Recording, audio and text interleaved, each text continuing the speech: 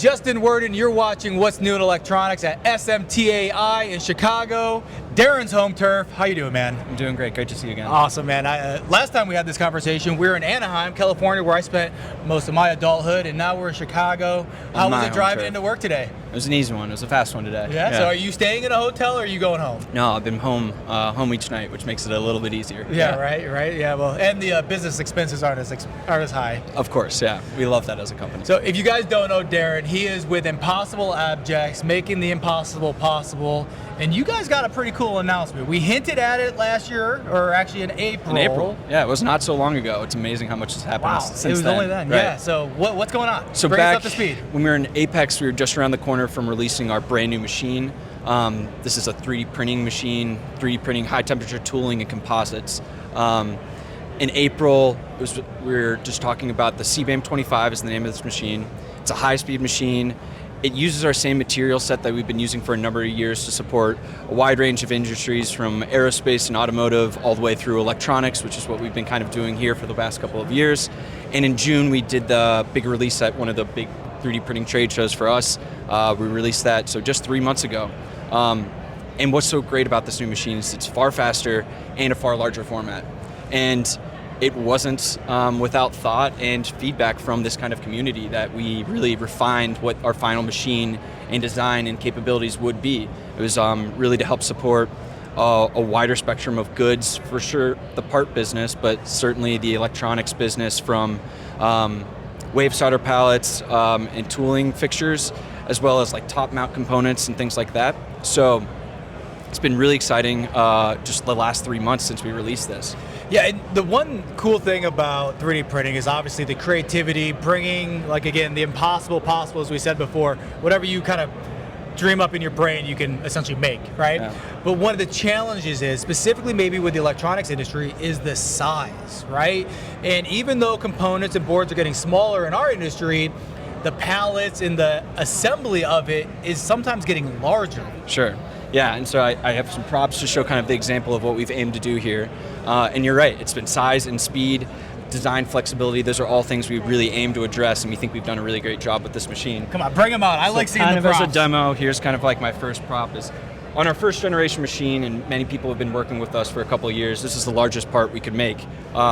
It's just under 11 inches by 11 inches. We still were able to support a number of projects, specifically in MPI, and as you said, as boards are getting smaller, this does support a fairly large range of projects within this field, but everyone wants bigger and better, and so if you hold up yours kind of to the side of this, this is the new print platform size of the CBAM 25. It can do just under 18 by 18 inches, so you can see that's a far larger component. We have some of our names on our back of here of the people who have developed the system and machinery. So that's this pretty is just cool. one of our kind of highlighting trophy parts. Yeah. But we really think this is a great demonstration of showing like a much wider range of parts we aim to support. And like I said, it's from the feedback of this community here as we've learned more about what's needed. And we talked about it a little bit, and I did hint about it. A part like this on our first generation machine took about 1 hour and 45 minutes to print, which is really exciting, and we still are proud of that. And it's still a really great system. We use it all the time still today. But on our new system, printing this much larger component, we can do it in about 5 or 6 minutes, which is just remarkable. I mean, that's a drastic improvement. Yeah, it's dramatically different. You don't have to share your secrets. You don't want to do that. But what really was the key change behind the scenes that improved it that much? So, without getting too nerdy about all the details of our kind of technology, you can certainly reach out and I could go into it at great depth, but the main difference is we print, we're a 3D printing company, we still make our parts layer by layer, but our new machine is really based on high-speed 2D printing.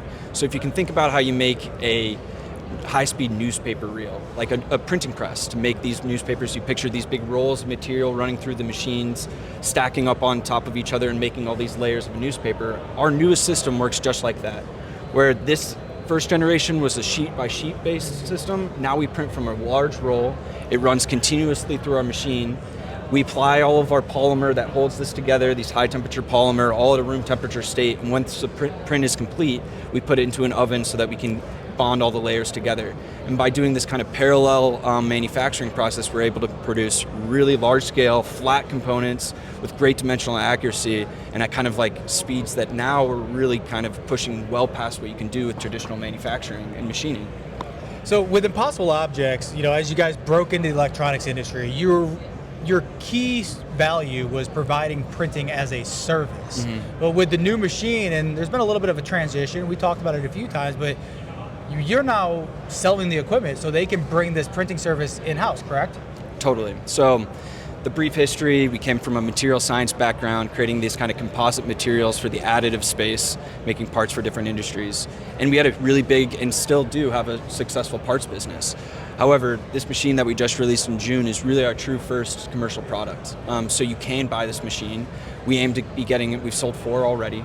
We aim to get more in service bureaus so that whether you want to go through us as Impossible Objects or have other people who have this technology at their fingertips, this will not just allow us to be able to support this community greater, but for everyone to have this tool in their pocket and have more resources that they can get this from. So we're excited about that. Yeah, and that's really important because the contract manufacturers is a big movement to bring everything in-house, become that one-stop shop. So as a contract manufacturer and looking to see how they can add more value to their customer, maybe that is adding a 3D printer and adding that as a service to your menu.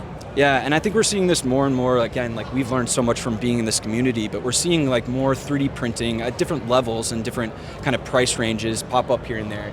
These young engineers who are really familiar with 3D printing, with modeling on their computer, are coming up with really unique solutions on the floor in their shop. But maybe what they can't do is then get the material properties that they need, low temperature plastics that are melting while going through reflow, or conformal coating, and then the solvents then melt those plastics away.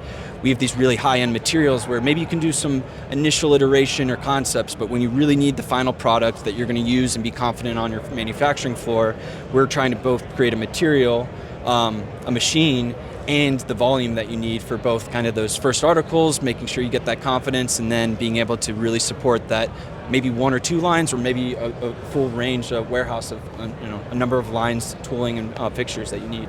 All right, Darren, most important question of the interview, the website. Brand new website, it's just up. We're excited about that. ImpossibleObjects.com. And we did, just right when we released with June. In June, when we released the brand new machine, we did a whole overhaul of the website. Go check out, learn a little bit more about the materials, the details of the technology, and about the team that helps make it all possible. And I mean, the videos are cool. I mean, just watching 3D printing is a fun process. So, Darren, thank you so much. Hey, thank you so much. It's great.